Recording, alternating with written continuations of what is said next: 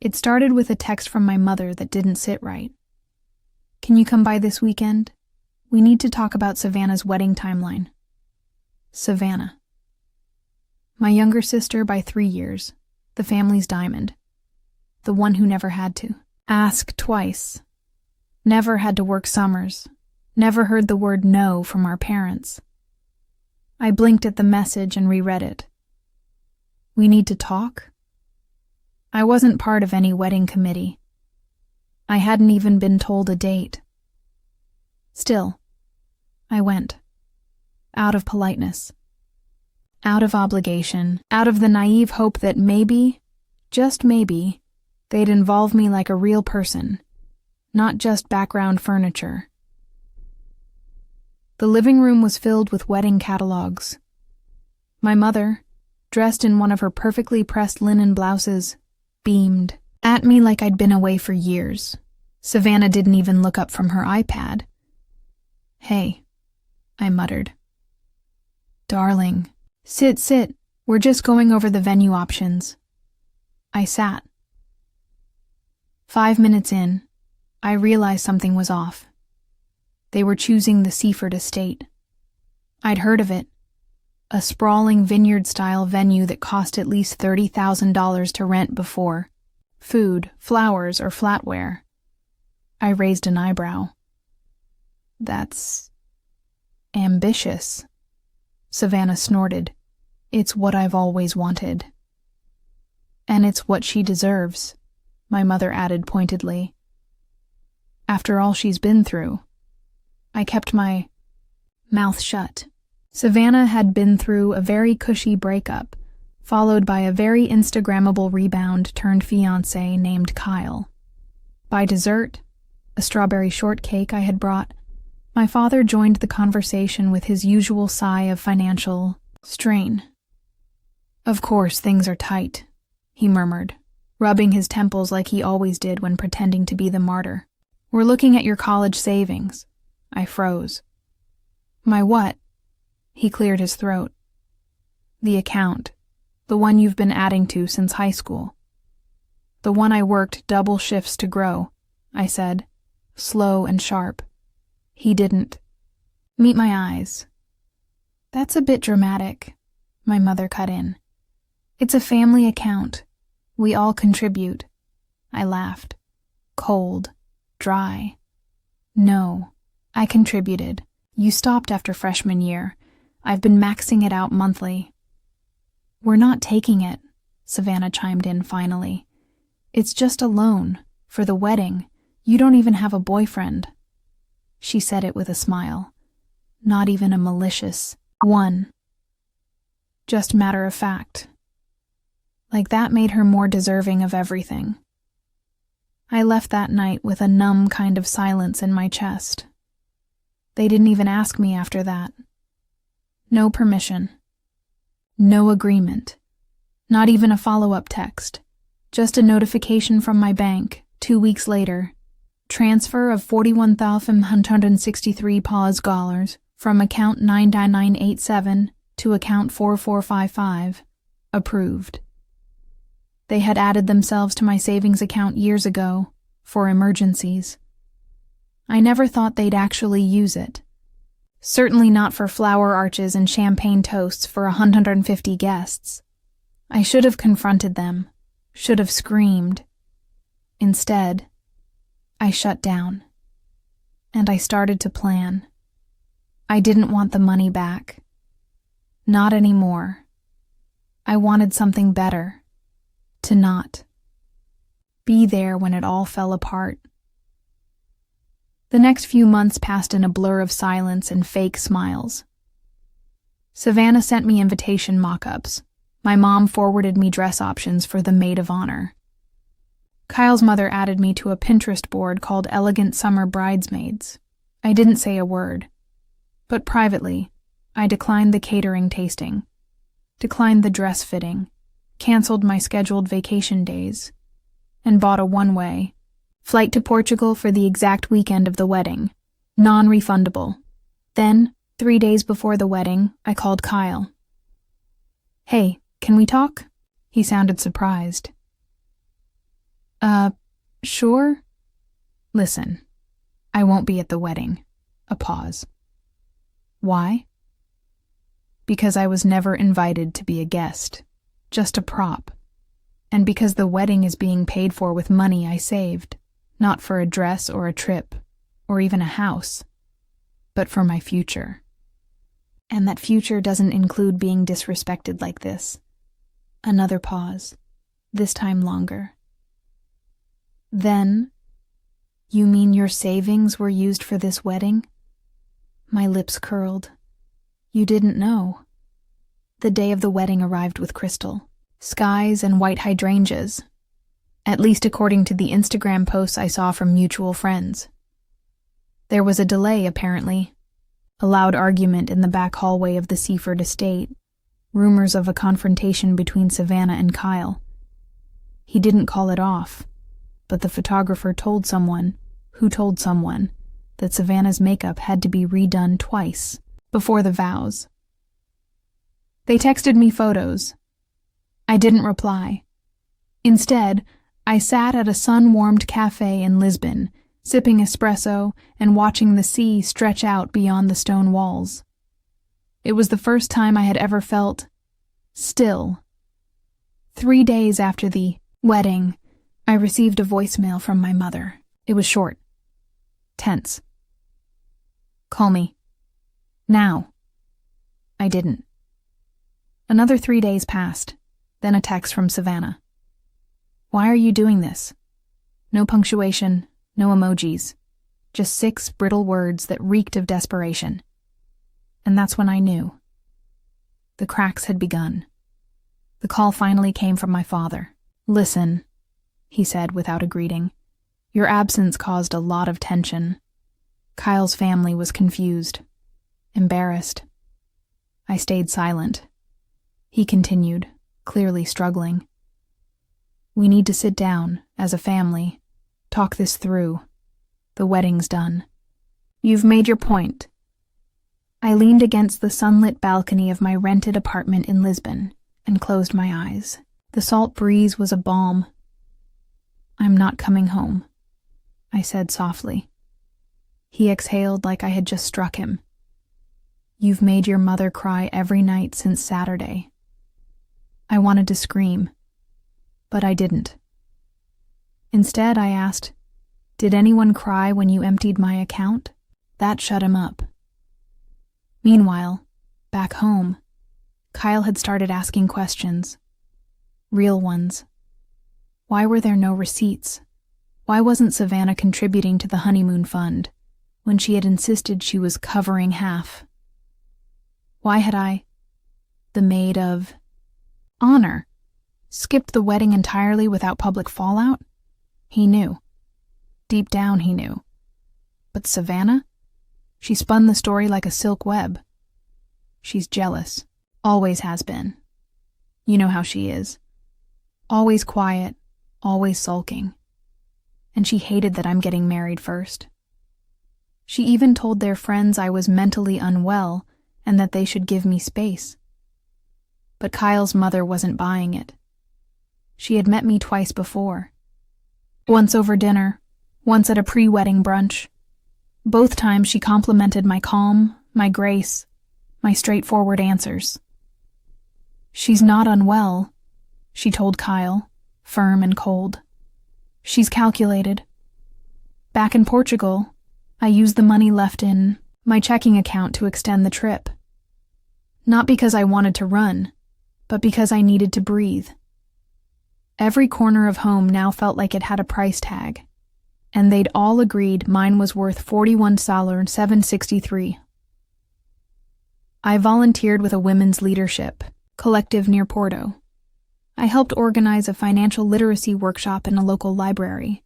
I even made friends, women who had walked away from families who told them their worth was conditional, invisible, borrowed. And then, late one evening, I opened my inbox. A message from Kyle. Hey, I know you probably don't want to hear from me, but I need to talk to you. Alone. No Savannah. I found something that doesn't make sense. About the money. Please. Just 5 minutes. I stared at it, reread it, let it sit, then clicked reply. Kyle's email sat in my inbox like a bruise I couldn't ignore. I found something that doesn't make sense. About the money. I didn't reply for 2 days. Then, early on a Thursday morning, as Lisbon's markets were still opening and the sky was barely pink with sunrise, I opened a new email. I'll give you 10 minutes. I'm not doing this to fix your marriage. I just want the truth clear for once, he replied almost instantly. We didn't video call. That would have made it personal. I didn't owe him that, but he sent screenshots. This is from Savannah's shared folder. She left it open on her laptop last week. I wasn't snooping. She asked me to grab something while she was in the shower. I scrolled. Receipts, transfers, a PDF labeled, wedding budget, final paid. There it was. Bank transfer, $41,763. Source, Emily's account. But below that, in smaller font, was a note. She doesn't know I used it yet. But she'll be fine. She won't make a scene. My name, my savings, my trust, lined up neatly under a wedding vendor list, and a sentence that sealed everything. She's too passive to fight back. I sat back in my chair, the ocean beyond, the railing now completely irrelevant. Too passive? I thought of every birthday I'd sacrificed for their priorities, every vacation missed to save, every family dinner where Savannah interrupted me and they all laughed. They thought I was silence. They forgot silence could be strategy. I messaged Kyle one final time. Thank you. I don't need anything else from you. Just remember what she's capable of when it's not your money at stake. Back home, cracks widened. Kyle began withdrawing. At first it was small things, forgotten texts, missed calls, sleeping on the edge of the bed. Then came the questions. Why didn't you tell me you took your sister's money? Savannah lied. It was a gift. She offered. I just didn't want to make a big deal. But Kyle wasn't stupid. Did she really offer it? Or did you just take it because you thought she wouldn't stop you? Savannah's eyes hardened. Why are you taking her side? I'm taking the side of whoever tells the truth, he said. Meanwhile, I sent a letter. It was short. Printed. Folded neatly and delivered to my parents' home by certified mail. Signed for by my mother herself. You may consider this formal notification. I am removing both your names from any remaining shared financial accounts. Legal action will follow if further misuse is detected. No warmth, no family phrases, no room for confusion. 3 days later, a voicemail from my father. This one not as calm.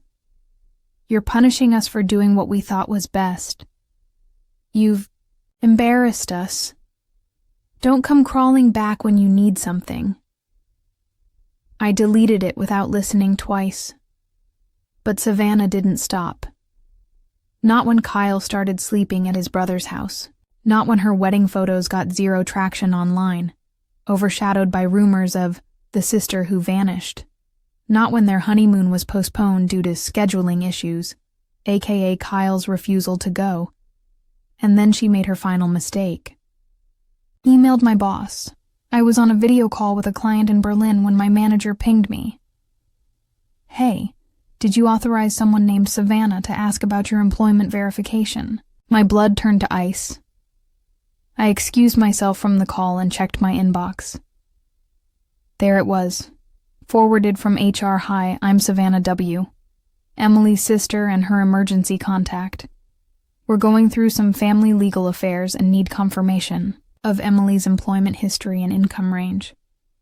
Can you confirm if she's still with the company and share any related documents? I stared at it in disbelief. She used my name, job, and trust to pry into information that wasn't hers. Again. But this time, she tried it at my workplace. That was her mistake. I didn't respond to the email, not directly. Instead, I wrote a message. To HR and CC'd my manager, please disregard the unauthorized request sent by Savannah W.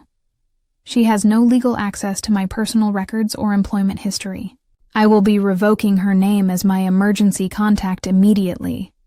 They replied within an hour, with full support and documentation on how to formally flag her for impersonation and unauthorized data request. But I didn't stop there. I called a lawyer I had met at the Lisbon finance workshop. We'd had coffee once, talked about asset protection, boundaries, and family overreach. I sent him everything. The bank withdrawal records, the PDF Kyle had forwarded, the emails from Savannah, and now, this fake employment request. He looked over it for 2 days and replied with a simple plan. This qualifies as identity misuse and financial exploitation under civil statutes. If you're ready, we can file a formal claim. I also suggest a cease and desist and a quiet PR strategy. Quiet PR? He smiled. You've got a clean record, Emily. Professional, respected. If we go about this right, we can ensure anyone who hears her name thinks twice. For the first time, I felt not just angry, but empowered. Meanwhile, Savannah was unraveling. Kyle moved out officially. The rumors from the wedding had spread. Guests whispering how I was missing, how Savannah had borrowed money without permission, how her sister was somewhere abroad and thriving, and when Savannah saw the auto response from my lawyer's office CC'd to her inbox, it lit the match. Notice of cease and desist. We are representing Emily W. in matters of financial exploitation, fraud, and identity misuse. You are hereby ordered to immediately cease all attempts to access her employment, banking, or personal data. Any future correspondence will be handled legally. That night, I got a voicemail. Savannah's voice, broken, barely stitched together. Why are you doing this to me? I'm your sister. You're blowing everything out of proportion. You're making me look like a criminal. Then a beat of silence. If you wanted to hurt me, congratulations. You did. She hung up. I didn't call back, because hurting her was never the plan. But letting her finally feel the weight of her entitlement, that was just the beginning. Would you like to continue with part 7, where Savannah tries one final time to save face, and Emily delivers the most powerful, silent retaliation of all? Absolutely. Here is the continuation of the story, where the slow burn revenge takes its sharpest turn yet. A week after the cease and desist landed in Savannah's inbox, I received a parcel at my Lisbon flat. No note, no sender name. Inside, a lavender silk pouch filled with leftover wedding favors, custom-engraved champagne flutes, a mini candle, and a folded copy of her wedding program. My name was printed in soft gold ink near the bottom. Emily Walker, maid of honor, unable to attend. A last dig. One more jab at appearance over truth. Savannah was still trying to control the story, even as her life fell apart behind the curtain. So I decided to write my own. I started with a blog post. I didn't name her. I didn't need to. It opened like this. My sister planned a wedding using money she never asked for. She assumed I'd be too quiet to protest. So I wasn't loud. I was precise. I detailed what happened. The unauthorized transfer, the lies, the gaslighting. No hate. No venom. just facts. I talked about what it felt like to be erased by your own family, and how silence is often mistaken for weakness, until it isn't. The post went viral in 3 days. It was reposted on Reddit under r true off my chest, our family drama, and then again by a women's financial independence group on Instagram. Thousands of comments, messages from strangers, women thanking me, some even sharing their own stories of betrayal and erasure. Then, Savannah called.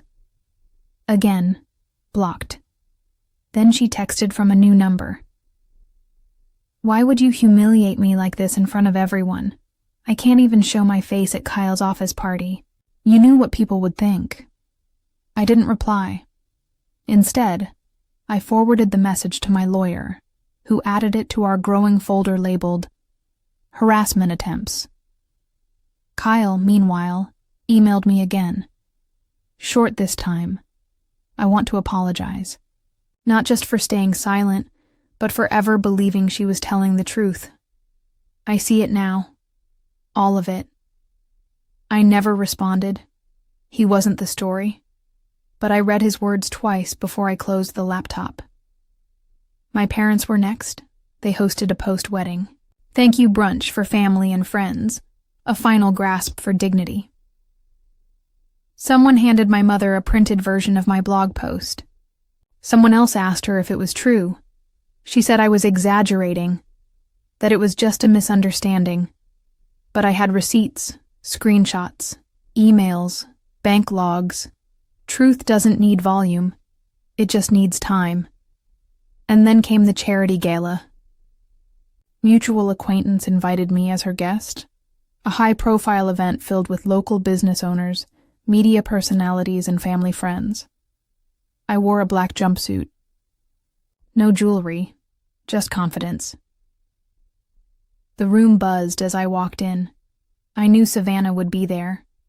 She had RSVP'd with Kyle months ago, before everything burned. She came alone. When she saw me, her mouth parted slightly. Not in shock, in calculation. Like she was scanning for damage control. I didn't wave, didn't smile, didn't stop.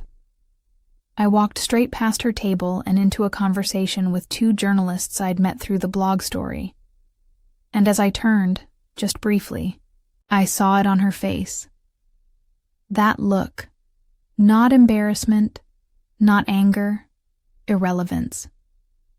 She was no longer the center of the narrative, and that's what stung most. It had been 11 months since the wedding. The lawsuit was settled privately.